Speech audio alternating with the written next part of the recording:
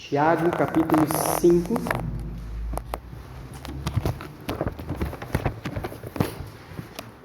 versículo 19 e 20.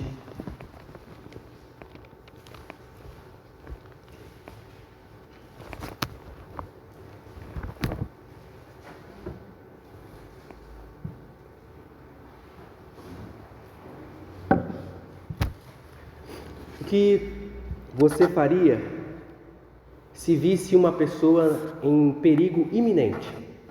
Talvez alguém estava mexendo em algo perigoso que poderia matá-lo, mas essa pessoa aparentemente não sabe do perigo daquilo que ela está fazendo.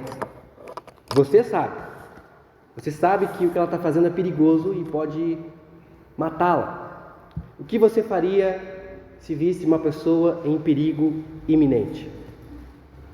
Eu acredito que provavelmente você iria avisá-la, né? Olha, isso aí é perigoso. Talvez a pessoa não daria ouvidos a você, mas você reconhecendo o real perigo de vida que aquela pessoa estava correndo, você ia tentar convencê-la. Olha, não faça isso, isso pode matar você. Você insistiria em tentar convencê-la de que ela não deve continuar a fazer o que está fazendo. Quando nós vemos alguém em perigo iminente e nós sabemos do risco, normalmente nós tentamos ajudar a todo custo. Mas o que você faria se você visse um crente com um mau comportamento?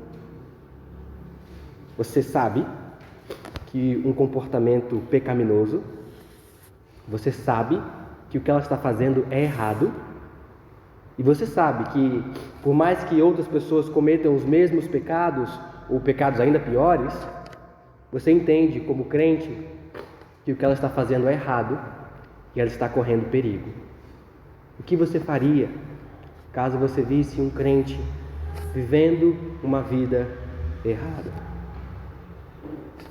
cometendo algum pecado?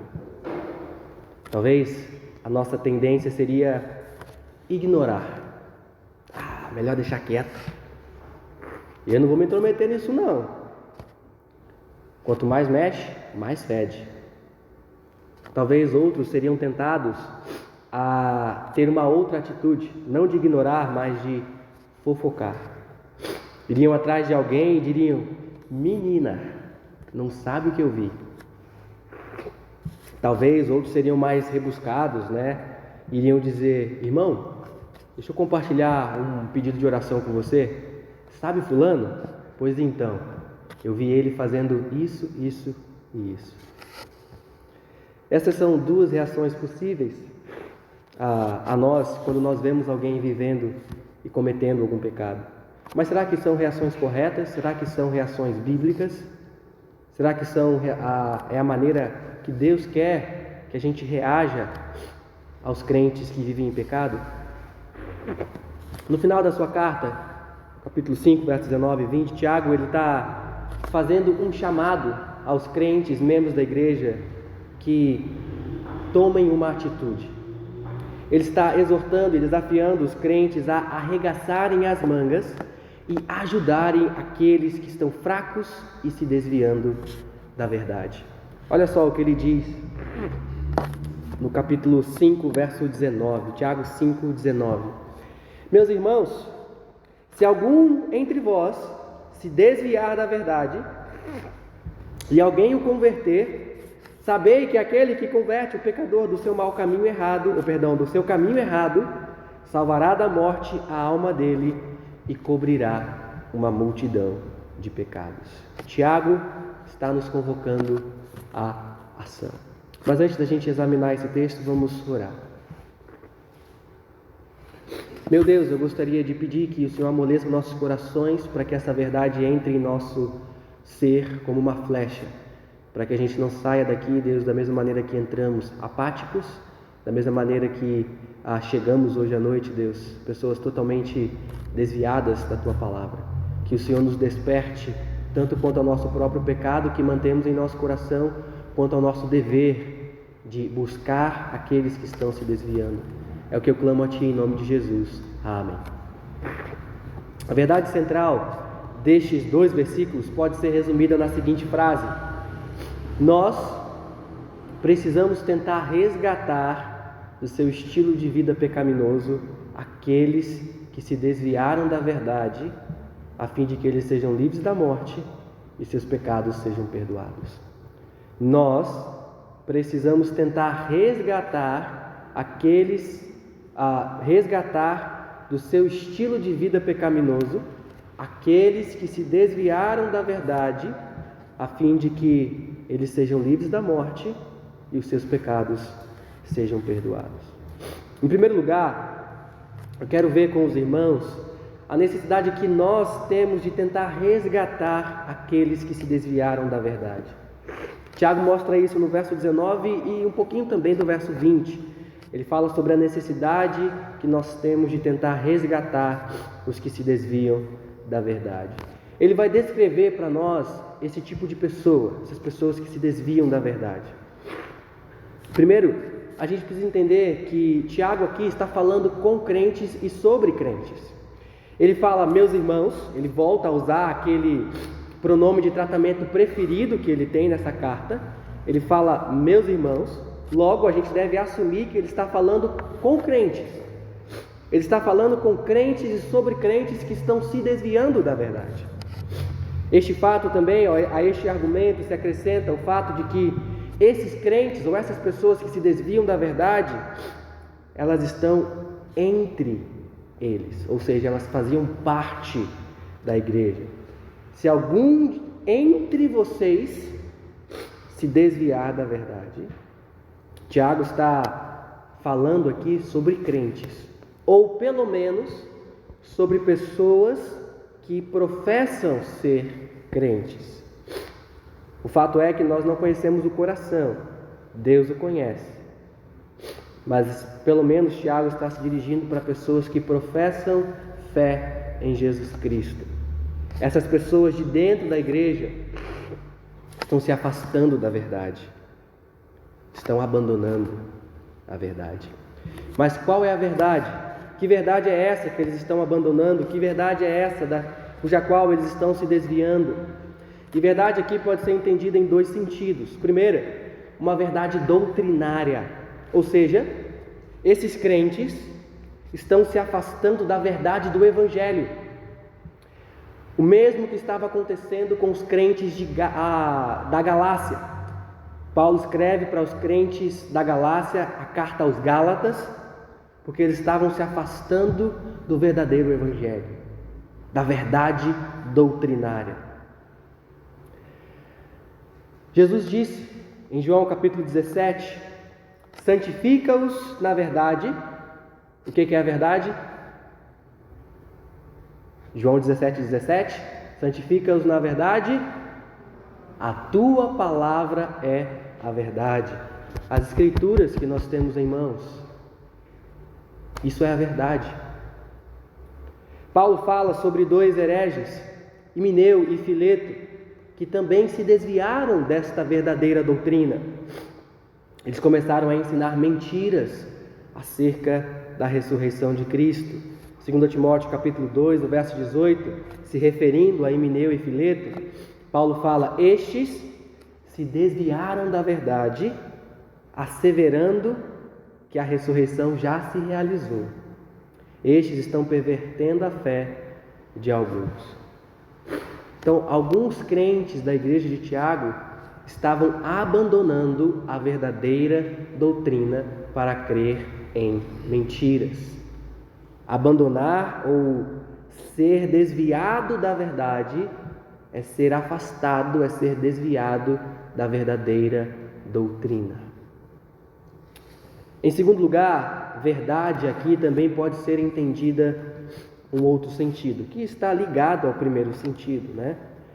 Tiago fala sobre uma verdade prática, uma verdade a ser praticada.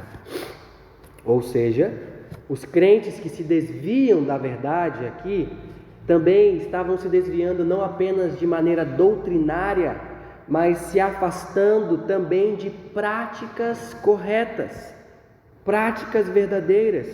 Estavam vivendo de maneira inadequada.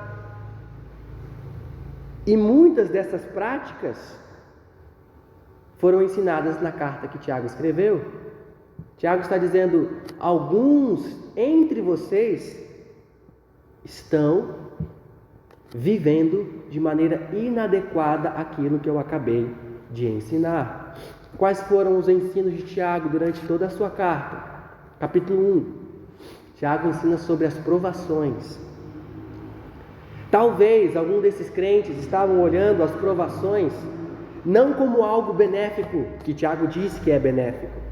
Talvez esses crentes estavam se afastando, se desviando do verdadeiro ensino ou do verdadeiro comportamento em relação, em diante das provações. Estavam se desviando da verdade que deveriam praticar. Ainda no capítulo 1, Tiago fala sobre tentações, o outro lado da moeda das provações, né? Deus tem um propósito bom em permitir dificuldades. O diabo e nosso próprio desejo no coração, nós somos diante das dificuldades tentados a fazer coisas erradas. Talvez alguns crentes estavam sendo arrastados e seduzidos pelo pecado, estavam colocando a culpa em Deus. É o que Tiago diz no verso 13: ninguém ao ser tentado diz ou diga, sou tentado por Deus. Quando você passa por uma dificuldade e você acusa Deus, ou você duvida da bondade de Deus, você está se desviando da verdade. No capítulo 2, verso 1 até o verso 13, Tiago fala sobre a prática da palavra. Tornai-vos, pois, praticantes da palavra, e não somente ouvintes, enganando o pastor, ou enganando a vós mesmos. Muitos daqueles crentes provavelmente estavam apenas ouvindo as Escrituras, todos os domingos, todas as quartas-feiras. Muitos daqueles crentes eram leitores assíduos da palavra do Senhor, mas não colocavam em prática. Estavam então fazendo o quê? Se afastando, se desviando da verdade. Capítulo 3, qual que é o tema do capítulo 3? A língua. Tiago está exortando as pessoas a terem controle com a sua língua. Talvez aqueles crentes não estavam sendo controlados.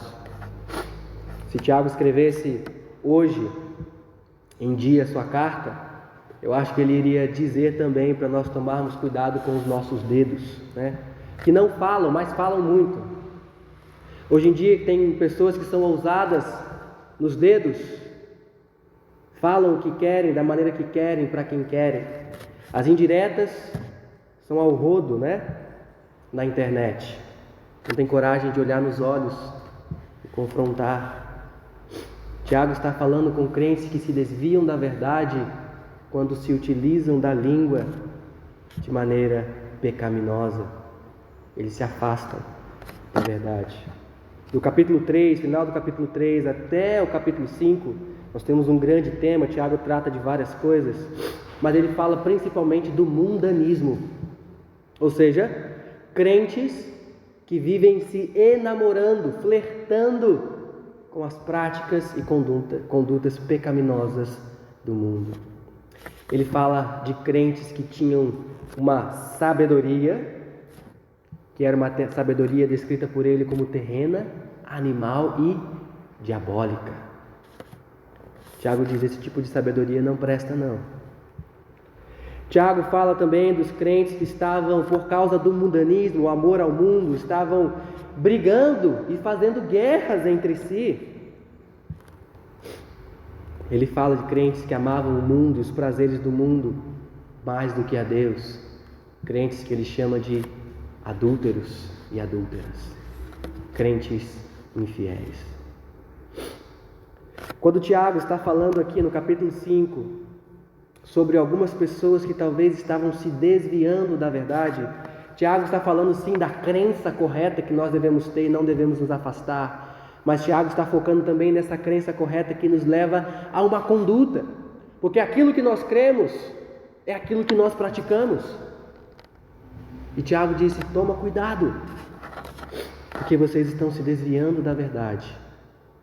Vocês não estão praticando mais aquilo que vocês deveriam praticar. Vocês estão abandonando aquilo que vocês praticavam no passado. Vocês estão se desviando da verdade. Olhando para esse texto, irmãos, e para o contexto de se desviar da verdade, eu acredito que Tiago esteja indicando para nós que o desvio da verdade, ele não acontece de maneira repentina. Ele não acontece de uma hora para outra.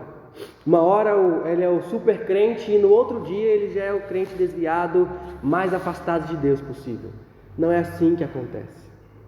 O desvio é algo gradual. É algo que acontece progressivamente. É muitas vezes um desvio lento, mas que tem um fim triste e muito perigoso. Muitos crentes vão abandonando práticas piedosas espirituais aos poucos. Eram, no passado, fiéis em tudo. Agora, são fiéis em quase tudo. Amanhã, serão fiéis em algumas coisas. E num futuro não muito distante, não serão fiéis em nada. Muitos crentes eram fiéis em tudo no passado. Agora são fiéis em quase tudo. Amanhã serão fiéis em algumas coisas. E no futuro não muito distante, não serão fiéis em nada. Se desviarão da verdade. Quando você faz uma pequena concessão para um comportamento inadequado, quando você faz uma pequena concessão para um pecado, quando você diz, é só hoje, você está abrindo uma brecha para o seu desvio espiritual, para abandonar a verdade. Cuidado, você pode estar se desviando hoje. Você pode estar fazendo concessões hoje que vão lhe afetar lá no futuro. Lá no futuro. Se desviar da verdade, então, que Tiago está falando aqui, é abandonar a verdadeira crença, a verdadeira doutrina, o verdadeiro ensino da palavra de Deus, mas também é abandonar a prática da doutrina correta, é abandonar uma vida cristã autêntica. No verso 20, ainda falando sobre a descrição dessa pessoa, Tiago vai falar que a pessoa que desviou da verdade, ela é pecadora. E ela está num caminho errado. Essas duas palavras, pecador e caminho errado, são palavras que descrevem o estilo de vida dessa pessoa. Se você olha alguém na rua e você diz assim, ó, isso aqui é um pecador, provavelmente você está falando de alguém que tem um estilo de vida mundano, um estilo de vida que você não quer imitar e você não quer que outros imitem. Ela vive uma vida imoral. Tiago falou no capítulo 4, verso 8, que os pecadores deveriam fazer o quê? Purificar as mãos. Ou seja, provavelmente pecador na mente de Tiago está descrevendo alguém que está vivendo um estilo de vida desregrado, um estilo de vida que precisa de purificação. Pode ser uma imoralidade na fala, uma imoralidade na conduta, uma imoralidade no coração e na mente. As pessoas que se desviam, os crentes que se afastam da verdade, são pecadores. Claro, todos nós somos pecadores, mas na mente de Tiago, o pecador é alguém que está vivendo uma vida imoral, longe do Senhor e precisa de purificação. Além disso, Tiago fala que o caminho dele é um caminho errado, um caminho pecaminoso. A metáfora aqui é a metáfora da vida, da sua conduta. O caminho de uma pessoa é a conduta daquela pessoa. O caminho que ela segue é a vida que ela está levando. Às vezes nós falamos assim também, né? Ele está andando por um caminho difícil. Ele está andando por um caminho que está afastando cada vez mais ele de Deus. Ou seja, ele está vivendo uma vida que está o afastando do Senhor. Ele está vivendo uma vida que não agrada a Deus.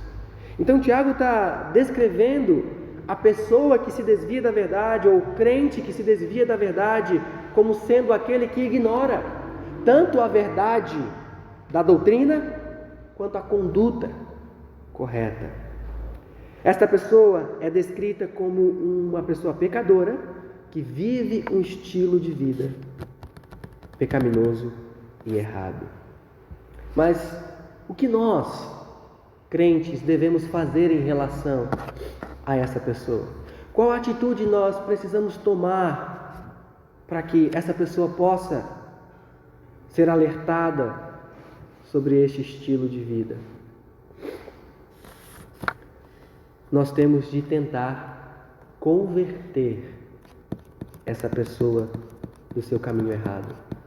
Nós, crentes, que somos maduros, precisamos tentar converter essa pessoa do seu caminho errado. Tiago diz: meus irmãos,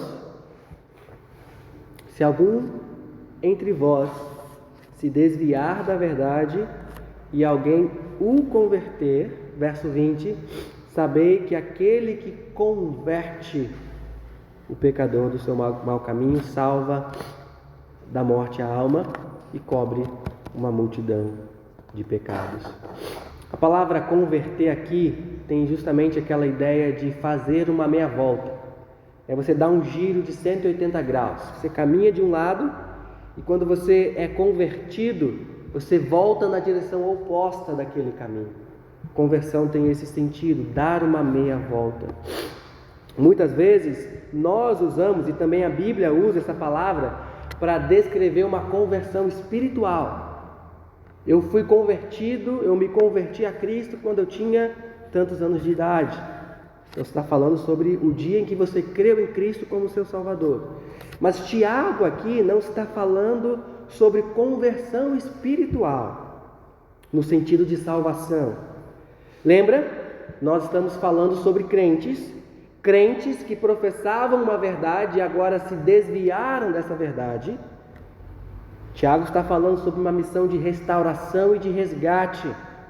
Nosso dever é resgatar, restaurar as pessoas que estão se afastando de Deus. Converter aqui não fala sobre salvação, fala sobre trazer de volta do caminho errado uma pessoa que está se desviando de Deus. Como eu disse, essas pessoas estão se desviando da verdade da palavra de Deus para crer em mentiras. Elas estão se desviando do seu viver, estão passando a praticar coisas erradas, um caminho mau, um caminho errado. E essa tarefa, irmãos, de resgate, não é só uma tarefa do pastor. Embora dentro do contexto os pastores sejam mencionados, essa é uma tarefa que foi dada aos meus irmãos, aos crentes. Cada um de vocês, quando vê alguém em perigo de morte espiritual, cada um de vocês, quando vê alguém aos poucos se afastando da doutrina correta e da conduta correta, tem o dever, está escalado para esta missão de resgate, de restaurar essa pessoa, de tentar restaurá-la e trazê-la para o caminho da verdade. Como eu disse, Tiago mostrou para nós que os crentes que se desviam da verdade precisam ser resgatados, e nosso dever é tentar fazer isso. Interessante que Tiago ele não menciona um método. Como nós fazemos para resgatar uma pessoa que está se desviando? Como nós fazemos para resgatar um crente que se afasta da verdade de Deus? Ele não fala especificamente nesses 2 versos sobre uma metodologia, mas outros textos do Novo Testamento apontam para nós uma maneira. E eu gostaria de mencionar esses textos brevemente. Claro, nós poderíamos montar uma metodologia de confrontação e resgate com vários textos, mas eu quero mencionar apenas duas maneiras. E essas 2 maneiras são inferidas aqui de Tiago. Lembra, Tiago não está dando um método explícito, mas pelo contexto da carta e pelo contexto dos versículos, a gente consegue entender isso? Primeiro, eu acredito que Tiago esteja dando a entender que a maneira como nós resgatamos uma pessoa que se desvia da verdade é através de palavras sábias. Palavras sábias. Tiago está falando dentro da sua carta várias vezes sobre a língua, sobre palavras. Ele já falou sobre a necessidade que nós temos de controlar nossa língua e de usarmos ela como um canal de bênção e não de maldição.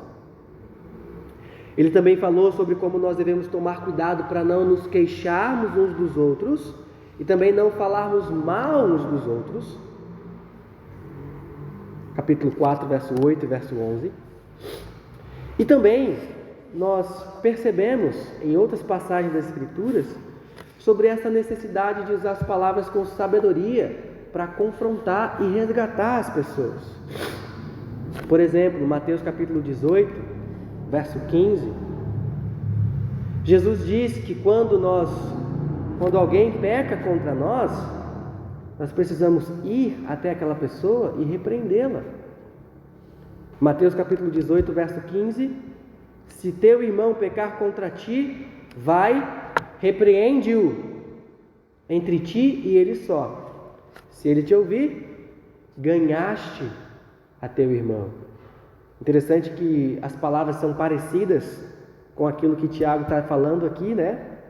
Se algum de vós vê alguém que se desviou da verdade e converter ele, Jesus fala, se alguém pecar contra ti, você confrontá-lo e ele ouvir você, ele vai ser ganho, convertido, ganho. Palavras parecidas. Claro, nós podemos confrontar quando alguém peca contra nós de maneira inadequada, mas dentro do contexto de Mateus 18, antes de Jesus falar sobre a confrontação, ele conta uma parábola. Os irmãos sabem qual parábola que é? O botão escola dominical, aí pode participar. Qual parábola que Jesus conta antes de falar sobre a confrontação de pecados?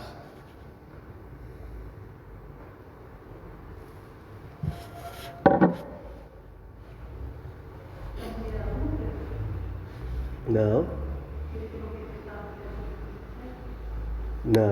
é uma parábola, é uma história. É a história de um pastor, né? Tinha 100 ovelhas e perdeu uma. E o que ele fez? Tô nem aí, né? Eu tenho 99. Ele deixa as 99 ovelhas e vai atrás da que se perdeu. Não é interessante como parece o mesmo contexto que Tiago está trazendo para nós, de uma ovelha que se desvia ou de alguém que se desvia da verdade? Então, a parábola da ovelha perdida fornece o contexto para a confrontação. Qual que é o objetivo da confrontação de Mateus 18? Resgatar. Por isso que Jesus estabelece os passos para que a pessoa possa ser resgatada. O objetivo não é cumprir os 3 passos. O objetivo é só cumprir um. Se a pessoa quiser se arrepender, ela é ganha novamente. Então as palavras sábias são importantes. Paulo disse em Gálatas capítulo 6, irmãos, se alguém for surpreendido em alguma falta, vocês que são espirituais, corrigi-o com espírito de brandura. Guarde-se também, para que não sejas tentado. Levai as cargas uns dos outros e assim cumprireis a lei de Cristo. Se você vai corrigir alguém, Paulo fala, corrige com espírito de brandura. Você não tem como corrigir alguém com brandura se você não tiver palavras sábias, se você não tiver palavras de sabedoria. Então, a metodologia que eu acho que Tiago está embutindo aqui, embora ele não mencione isso, envolve usar palavras de sabedoria para tentar resgatar essa pessoa que está se desviando da verdade. Mas sabe um outro elemento muito importante que nós muitas vezes negligenciamos? A oração. A oração faz parte do resgate da pessoa que está se desviando da verdade. Todo o contexto dessa carta, ou destes dois versículos, 19 e 20, é um contexto que fala sobre oração. Verso 13, está alguém entre vós sofrendo? Faz o quê? Escola dominical. Verso 13. Está alguém entre vós sofrendo? Faz o quê? Oração. Capítulo 5, verso 14. Está alguém entre vós doente? Faça o quê? Não é oração, né? Chame os presbíteros da igreja. Aí sim, os presbíteros da igreja façam o quê? Oração. Verso 16, confessai os vossos pecados uns aos outros e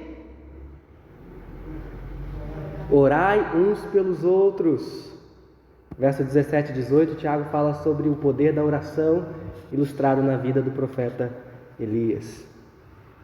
Veja, do 13 até o 18, Tiago está falando sobre oração. Todos os versículos têm pelo menos uma menção da palavra oração.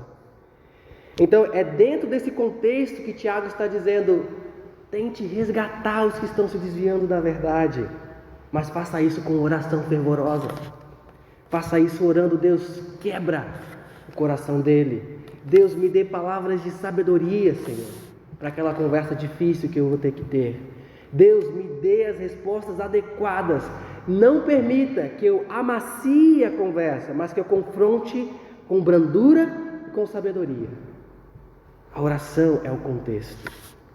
A oração faz parte da metodologia de resgate do crente que está se desviando. Como eu disse, irmãos, eu poderia mencionar vários outros textos para fornecer para nós uma metodologia mais completa, mas para nós já é suficiente pensar nesses dois passos: palavras sábias e oração fervorosa. São os dois passos rumo ao resgate dos crentes que se afastam da verdade. Talvez agora você encara isso como uma missão impossível, né? Eu vou ter que entrar nessa tarefa de tentar resgatar aqueles que estão se desviando da verdade. Ninguém vai atender a minha confrontação. Ninguém vai querer mudar a sua vida, o seu estilo de vida pecaminoso. Talvez você está pensando: não tem necessidade, deixa a pessoa viver a vida que ela quer, da maneira que ela quer, deixa ela lá, quietinha no canto dela, não está fazendo mal para ninguém, só para ela mesma. Talvez você ache que a missão de resgate é uma missão impossível, ou talvez você ache que a missão de resgate é uma missão desnecessária. Mas deixe-me rapidamente mencionar para os irmãos três exemplos bíblicos de pessoas que foram resgatadas. Primeiro exemplo, João Marcos, o escritor do Evangelho que leva o seu segundo nome, né, Marcos. Os irmãos lembram? João Marcos, ele saiu numa missão com o apóstolo Paulo e com Barnabé. Mas ele desistiu. Por algum motivo, ele abandonou os dois. Atos capítulo 13, verso 13. Depois, na volta dessa segunda viagem, dessa viagem missionária, Barnabé, que era primo de Marcos, queria levar o parente consigo para a viagem. E Paulo disse: não vai não. Marcos foi causa de desentendimento entre Barnabé e Paulo. Paulo tomou Silas e foi para um outro rumo. Barnabé pegou Marcos e foi encorajá-lo. Barnabé era conhecido, como o filho das consolações, o filho da exortação. E foi isso que ele fez com Marcos. Barnabé pegou esse jovem e o exortou, o consolou, o animou e restaurou Marcos. Marcos não foi um crente que se perdeu e se afastou da verdade. Ele foi restaurado. Lá no final da vida do apóstolo Paulo, 2 Timóteo capítulo 4, Paulo vai dizer para Timóteo: traz Marcos contigo, porque ele me é útil para o ministério. Se Marcos tivesse sido abandonado por Barnabé, onde ele estaria? Eu acho que Paulo deu o braço a torcer e admitiu que ele estava errado, né? Eu não sei. Marcos foi resgatado por Barnabé. Outro exemplo bíblico de pessoa que foi resgatada, Davi. O homem que é descrito como o homem segundo o coração de Deus, no momento de ociosidade, viu uma mulher, cobiçou e adulterou. Desesperado, ele tentou esconder a todo custo o seu pecado, ao ponto de praticamente ter de matar o marido daquela mulher para que ele pudesse se casar com ela. Cerca de um ano se passou desde o ocorrido do adultério, da morte do marido de Batseba, do casamento errado que ele teve. Um ano se passou mais ou menos, até que Deus envia um homem, um profeta chamado Natã, com a única missão de confrontar Davi e o seu pecado. Se não fosse Natã, Davi ia viver, desviado da verdade, sossegado, deu certo, fiz minhas artimanhas aqui, coloquei tudo debaixo do tapete, está esquecido. Natã vai até Davi com palavras sábias, ele conta uma parábola, uma história para amenizar a situação, ele faz o rei ficar indignado com a história que aconteceu, e aí Natã vira para Davi e diz: você é o homem, ou seja, você pecou contra Deus. Natã diz: você desprezou a palavra do Senhor, você matou Urias, você tomou a mulher dele. E sabe o que Davi fez? Pode mandar matar, né? Pode mandar matar. Eu sou o rei, você é quem para me confrontar assim, né? Davi disse: pequei contra o Senhor. E Natã falou: também Deus te perdoou, você não vai morrer. Natã foi enviado por Deus para restaurar e resgatar Davi, que estava desviado. Depois você lê o Salmo 51, o Salmo 32, são salmos que Davi está relatando a circunstância, a situação que ele estava vivendo, enquanto ele estava ocultando o seu pecado. Terceiro exemplo, o apóstolo Pedro. O apóstolo Pedro foi confrontado por Paulo, em Gálatas. Paulo disse: eu resisti na cara de Pedro, mas também ele foi restaurado pelo Senhor Jesus Cristo. Pedro que disse: Senhor, eu estou disposto a ir para a morte com você. Foi o mesmo Pedro que, depois que Jesus foi preso, disse: eu não conheço esse homem não. Não uma, não duas, mas 3 vezes.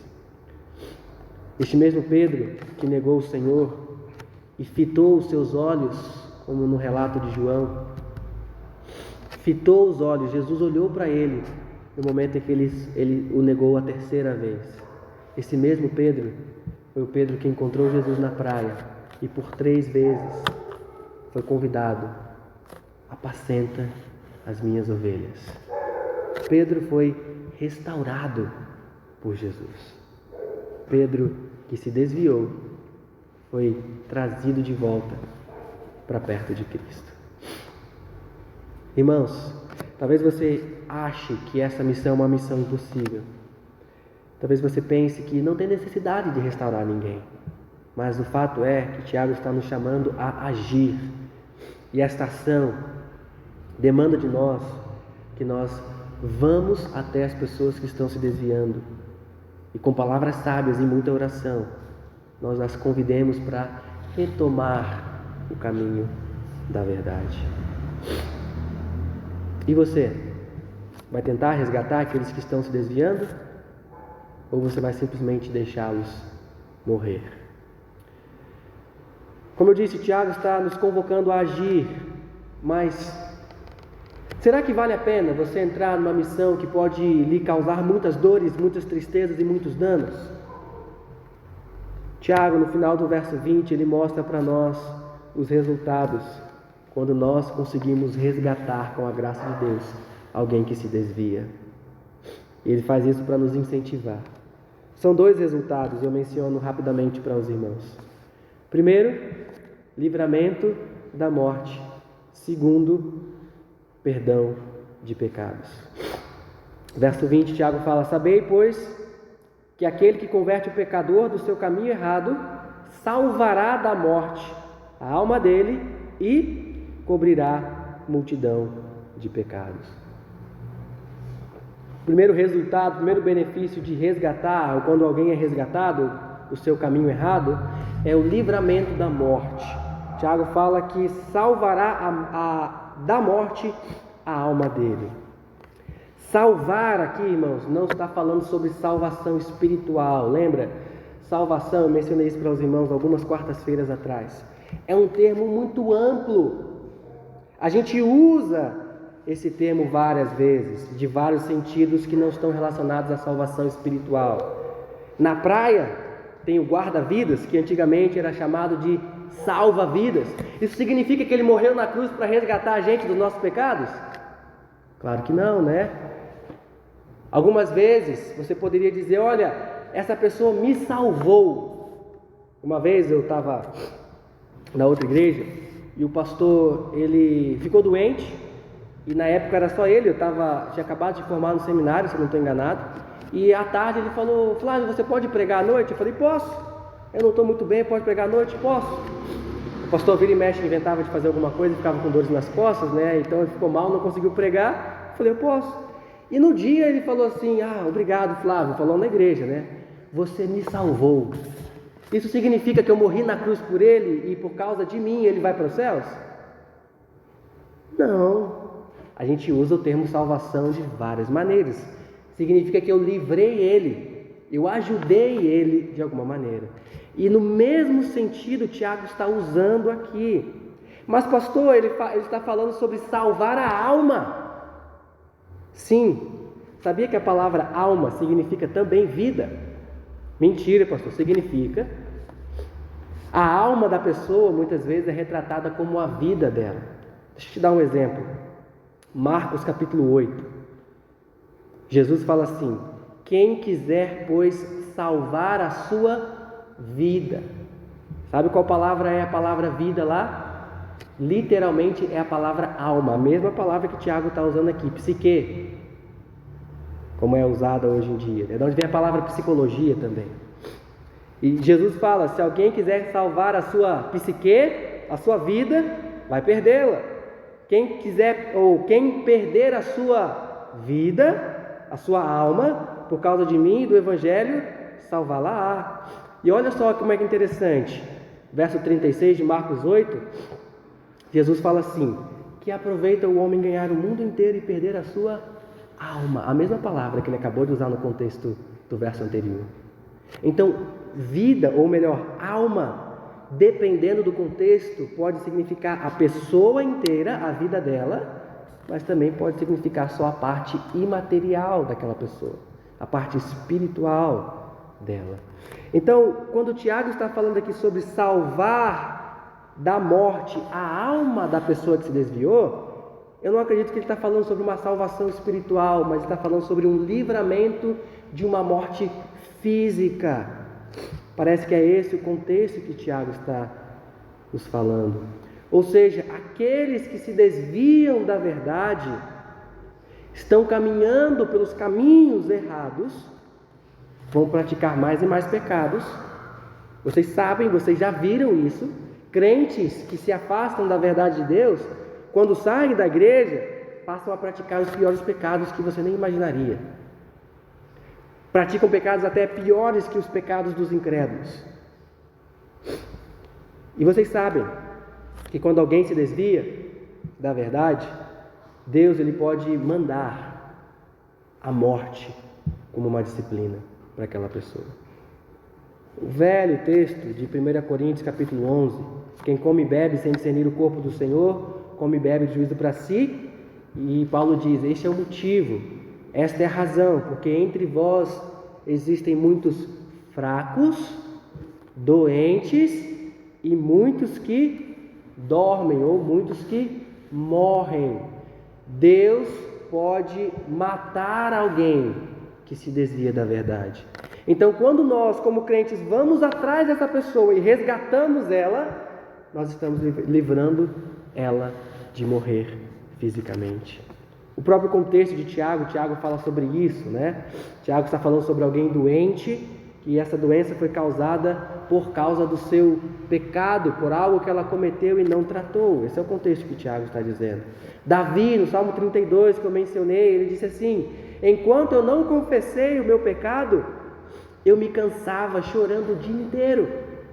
De dia e de noite tu me castigaste, ó Deus, e as minhas forças se acabaram, como o sereno se seca no calor do verão. Quando nós, crentes maduros, conseguimos resgatar uma pessoa que está se desviando da verdade, nós estamos livrando ela do juízo e da disciplina de Deus. Nós estamos livrando ela da morte. O segundo resultado é o perdão dos pecados, que Tiago fala aqui, ele chama de cobrir uma multidão de pecados. Tiago usa essa palavra, essa expressão, porque ele está se dirigindo para pessoas ou para crentes judeus. E no Antigo Testamento, Deus muitas vezes fala sobre o pecado sendo coberto, como uma referência ao perdão dos pecados. Então Tiago está falando aqui sobre perdão, ou seja, quando nós resgatamos alguém, nós estamos ajudando essa pessoa a receber um perdão de uma multidão de pecados. Provérbios capítulo 10, verso 12, parece que é o texto que Tiago tem em mente. Ele diz: o amor cobre todas as transgressões. 1 Pedro capítulo 4, Pedro também usa esse texto. Ele fala: tende intenso amor uns para com os outros, porque o amor cobre uma multidão de pecados. Salmo 32, no verso 1, Davi diz: feliz é aquele cuja iniquidade é perdoada e cujo pecado é coberto. Quando nós resgatamos uma pessoa que se desvia da verdade, nós estamos cobrindo uma multidão de pecados. Ou seja, nós estamos impedindo que essa pessoa pratique mais e mais pecados. Nós estamos poupando ela de se intrometer no lamaçal do pecado. E também nós, como igreja, estamos nos poupando de sofrer com o pecado daquela pessoa, porque muitas vezes essas pessoas se voltam para nós. Mas ao mesmo tempo, cobrir uma multidão de pecados é um alívio, é um consolo para aqueles que estão se desviando, porque Deus está dizendo: olha, pode voltar, porque não importa o pecado que você cometeu, eu te perdoo. Não importa quantos pecados você tenha cometido, Deus está dizendo: eu cobrirei todos, um por um. Independente de quantos pecados, alguém disse, tenham sido cometidos pela pessoa que se afasta do Senhor, todos eles serão perdoados quando ela se voltar para Deus. Este autor, ele disse: essa é uma oferta de graça, ou melhor, da graça, que Tiago está dirigindo àqueles pecadores. Nós, através desses benefícios ou desses resultados, somos incentivados a ir atrás daqueles que se desviam. Nós precisamos resgatar do seu estilo de vida pecaminoso aqueles que se desviaram da verdade, para que eles sejam livres da morte e seus pecados sejam perdoados. Eu acredito, irmãos, que a maioria de nós está disposto a ir atrás dessas pessoas, está disposto a tentar resgatar aqueles que se desviam da verdade. Mas, irmãos, ao mesmo tempo, na minha experiência como pastor em 2 igrejas, quase 8 anos que eu tenho me entregue ao serviço pastoral de tempo integral, sem contar os outros anos que eu servi na igreja, em toda a minha experiência, o que eu tenho visto não é falha da igreja em ir atrás das pessoas que se desviam, não é falha da igreja em tentar resgatar as pessoas que se afastam, é falha dos pecadores de assumir a sua culpa, de se humilhar e estender a mão, dizendo: eu quero ser resgatado. Tiago, como eu falei, no fim da sua carta, está focando os crentes e seu dever de resgatar aqueles que estão se afastando da verdade. Mas ao mesmo tempo eu me dirijo a você hoje à noite, que talvez está afastado de Deus. Você está vindo dos cultos, você está lendo a palavra de Deus, Você está orando na sua casa, mas você sabe que lá no seu coração você está longe de Deus. O que você tem aqui hoje à noite é uma casca. É só casca, não é a verdade que está no seu coração. Cuidado, cuidado. Você pode perecer, você pode morrer, mas o fato é, nós queremos te resgatar. Deus, ele deu um chamado para Ezequiel, e eu acho que esse chamado resume bem essa ideia de Tiago. Tanto quanto o nosso dever de resgatar aqueles que estão se desviando, quanto o dever daqueles que estão desviados de atender ao convite de resgate. Deus disse para Ezequiel no capítulo 3, Filho do homem, eu te dei por atalaia sobre a casa de Israel. Da minha boca ouvirás a palavra e os avisarás da minha parte. Quando eu disser ao perverso, certamente morrerás, e tu não o avisares, e nada disseres para o advertir do seu mau caminho, para lhe salvar a vida, esse perverso morrerá na sua iniquidade, mas o sangue da tua mão eu requererei. Mas, se avisares o perverso, e ele não se converter da sua maldade, do seu caminho perverso, ele morrerá na sua iniquidade, mas tu livraste a tua alma. Também quando o justo se desviar da sua justiça e fizer maldade, e eu puser diante dele um tropeço, ele morrerá. Visto que não o avisaste do seu pecado, no seu pecado morrerá. E as suas justiças que praticara não serão lembradas. Mas o seu sangue da tua mão o requererei. No entanto, se tu avisares o justo, para que não peque, e ele não pecar, certamente viverá, porque foi avisado, e tu salvaste a tua alma. Você que está desviado, quer atender o convite de voltar para Deus? Volte. E você que é um crente maduro, tem visto outros pecarem, mas está ignorando, o seu dever como atalaia é avisar aquela pessoa do pecado dela.